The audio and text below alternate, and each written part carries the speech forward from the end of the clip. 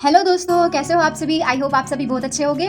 और आज हम पढ़ने वाले हैं ये वाला टॉपिक विदेशी यात्री, क्योंकि कल ही हमने किया है उपनाम और उपाधियों से रिलेटेड। तो अगर आपने ये सब टॉपिक नहीं देखे हो तो लर्न जी के नाम की प्लेलिस्ट में जाके आप वहाँ से ये देख सकते हो। तो ये सब टॉपिक्स हो चुके हैं और उपनाम कल ही किया है। और अब हमारा नेक्स्ट टॉपिक है विदेशी यात्री, तो आज हम इसको करेंगे। तो इस पर हम लगा देते हैं टिक कि हम कल कर चुके हैं।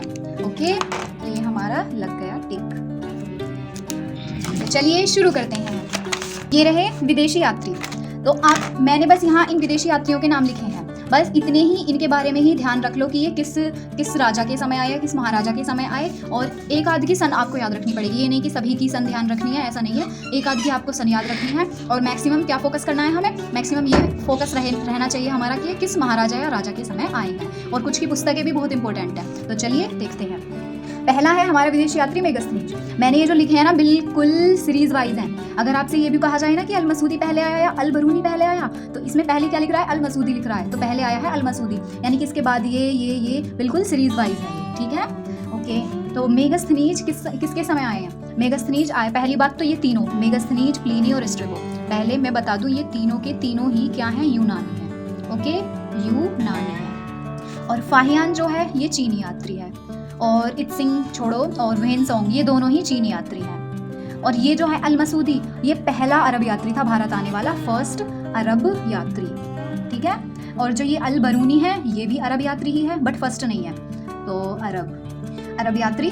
मार्को पोलो कहाँ का है, ये है जी इटली का। बहुत बार पूछा गया है कि मार्को पोलो किस देश का निवासी था, तो ये इटली के वेनिस शहर का था। इब्न बतूता भी बहुत बार पूछा गया है और इसकी सन भी पूछी गई है कि किस सन में आया, तो वो अभी हम बाद में देखेंगे। पहले हम ये देख रहे हैं कि ये किस किस देशों से संबंधित है। तो मार्को पोलो है इटली से संबंधित, इटली का यात्री है। और इब्न बतूता है जी मोरक्को। अच्छा, मोरक्को की राजधानी बताओ क्या है। तो मोरक्को की राजधानी है रबात, जहाँ की नोरा फतेही है। रॉल्फ फिंच है जी इंग्लैंड का, इसका इंग्लैंड। ओके। और विलियम हॉकिंग्स भी किसका है, ये भी ब्रिटिश है, जो कि जेम्स प्रथम ने भेजा था। ये भी इंग्लैंड का ही है। इनको ये टॉमस रो, वैसे ये नाम से ही पता चल रही है कि ये तीनों क्या है, अंग्रेज है। तो इन्हें इतना छोड़ो। जो आपको याद रखने हैं, एक तो चीनी यात्री ये दोनों हैं, और मार्को पोलो इटली का, इब्न बतूता मोरक्को का। ये जो दोनों बहुत इंपॉर्टेंट है। अब चलते हैं ये किस किस राजा या महाराजा के समय आए। ओके, तो किस किस राजा या महाराजा के समय आए वो मैं लिख दूंगी रेड पेन से, ताकि थोड़ा हाईलाइट हो जाए। मेगस्थनीज जो आया है ये चंद्रगुप्त मौर्य के समय। किसके समय, चंद्रगुप्त मौर्य के समय। और प्लिनी और स्ट्रेबो, इनके बारे में आपको ये याद रखने की कोई ज़रूरत नहीं है कि किस महाराजा के समय आए। इनके बारे में सिर्फ क्या याद रखना है, इनकी एक पुस्तक है प्लिनी की, उसका नाम है नेचुरल हिस्ट्री। वो पुस्तक है मैं बाद में लिखूंगी। अभी सिर्फ हम क्या देख रहे हैं कि कौन कौन किन किन महाराजाओं के समय ये आए हैं। अब चलते हैं फाहियान पे। फाहियान बहुत बार पूछा गया किसके समय आया, और हेवेनसोंग।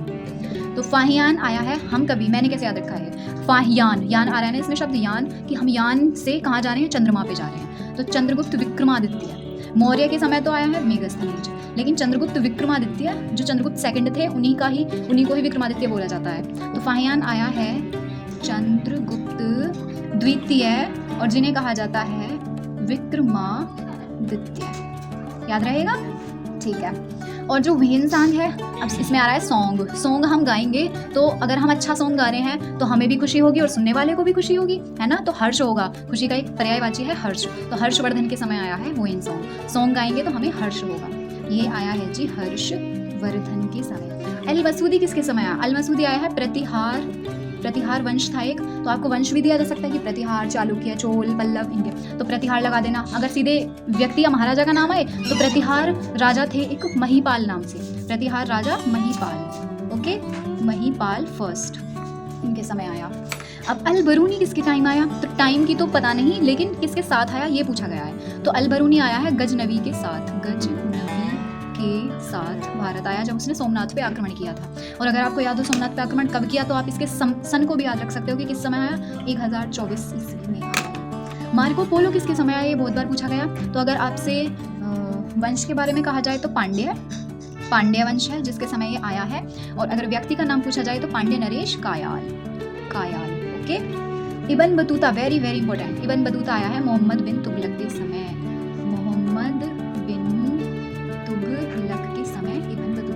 और रॉल्फ फिंच आया है जी अकबर के टाइम।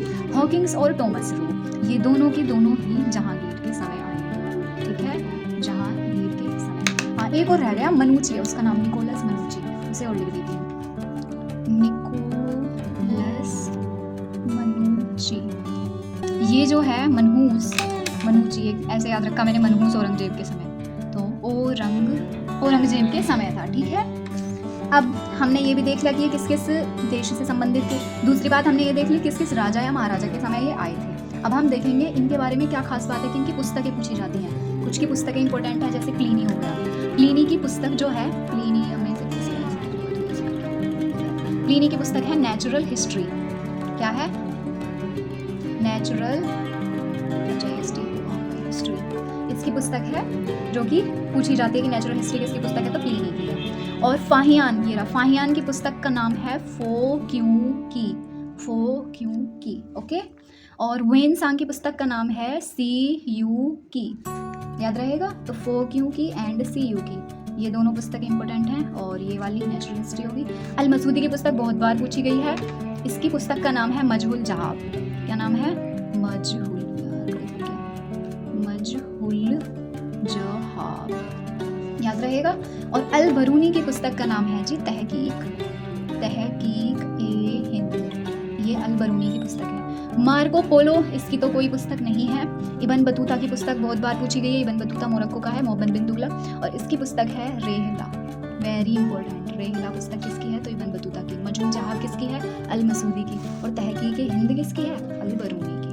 तो ये सब हैं पुस्तकें। आगे चलते हैं। अब क्या देखना रह गया? हाँ, इनकी सन देखनी रह गई, जिसकी पूछी जाती है।